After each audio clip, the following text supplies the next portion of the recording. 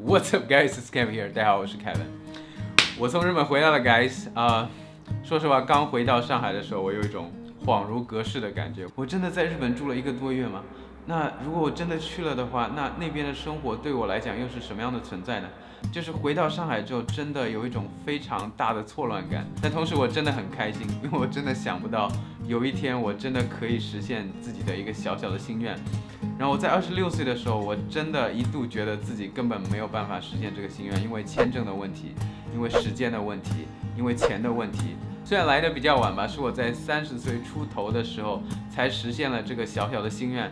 但是这个告诉我们一件事情，就是梦想还是要有的。那今天呢，我就来跟大家分享一下我在日本这1个半月的生活是什么样的。你也想吃吗？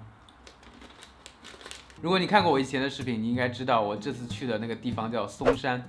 那为什么选择了松山这个小城市呢？除了那边有一个很有名的猫岛之外，还有一个原因是，我觉得小城市的人比较淳朴，他们的节奏比较慢，那你更容易交到朋友。还有就是小城市的人，他会英语的会更少。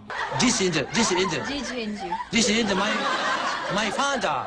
This is my father. Good, very good. 那你就只能强迫自己说日语了，对不对？那我刚开始去的时候，其实是有一些担心的，因为有很多人告诉我说，日本的社会真的很难融入，所以我也很担心，我去了那边之后会交不到朋友。所以我刚开始去的时候，我订旅社只订了3天，我就很担心，就是说那边住宿环境不好啊，或者说交不到朋友啊，那我就可以去下一个城市嘛，去新的地方，搞不好可以交到朋友，搞不好就有更好的环境，对不对？所以其实我也是很担心这个问题的，但是没想到这次一击即中，我跟旅社的房东小姐姐成为了朋友。那我们是怎么成为朋友的呢？就是我刚开始去的时候，我发现她不会讲英语。他几乎不会讲英语，可能会讲一些很简单的，但是呢，他又很想学英语，因为开旅社有需要嘛，对不对？那有外国客人来的时候呢，他就会给他一张英语的那个说明单，那让他们自己看就好了。所以他自己也很苦恼，也很想学英语。你猜怎么着？相信大家都猜到后面的剧情了，对不对？我就跟房东说，我可以教你英语。那他又觉得自己的英语技术太差了，可能学不了。我说没有关系，你只要学一些跟住宿有关的英语就好了。那这样的话，下次有外国客人来的时候，你就可以应付嘛，对不对？然后他就开始对我很好，比如说我早上起来的时候，他会发短信给我说，早饭做好了，你要不要一起吃？然后我就Sure。后来呢，我又发现他很喜欢 K-pop， 你猜怎么着？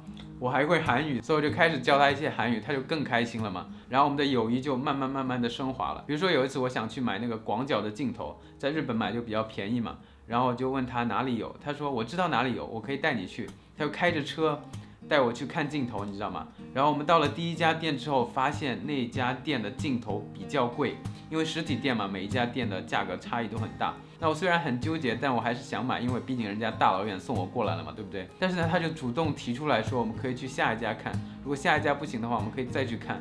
结果我们就看了大概3、4家之后，终于找到了一家比较便宜的，所以我就请他吃了饭。这样，还比如说有时候周末的时候旅客会比较多，那他第2天就需要拆洗很多被子，那我有时候也会一起帮他拆被子，一起帮他抹桌子等等等等。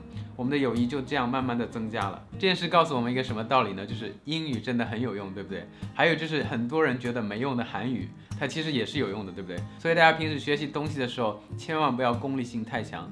有些东西呢，你喜欢就去学就好了，不要管它有没有用，因为你不知道什么时候会有用。然后我的房东就开始慢慢介绍他的朋友给我认识，然后慢慢的我就认识了大概除了他以外有6个朋友。那我们7个人就会经常一起玩，这样我真的很喜欢他们。他们有时候会说一些日语的英文，然后让我来发那个标准的音，然后他们就会笑得很厉害，因为差别真的很大嘛，对不对 It's my uncle. It's my uncle. 说。所以朋友越来越多，我的日语也慢慢的开始提高。但是我后来发现一个问题，就是我的这些朋友们呢，他们都没有系统的学习过一门外语，所以他们虽然每天能教我很多表达、很多词汇，但是他们没有办法帮我就是系统的梳理，所以我就通过一个语言社交的 app 找到了另外一个朋友叫 Mina。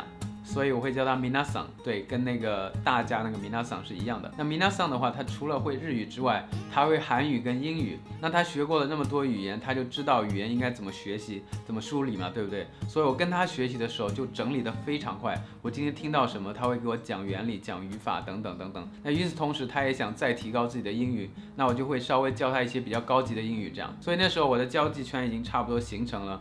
然后我每天会做的事情就是每天会下馆子。然后有时候会去泡温泉，去日本的 KTV。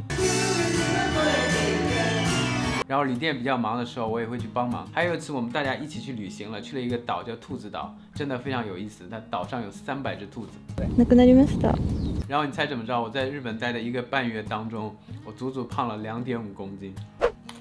那说到这个，我一定要给大家推荐一个我在日本最喜欢的美食，它是这样的。